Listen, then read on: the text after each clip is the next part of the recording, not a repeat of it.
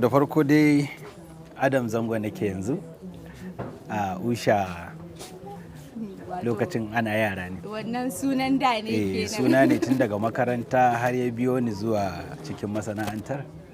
Amma yanzu Adamu Zango ne ko kuma Gwaska.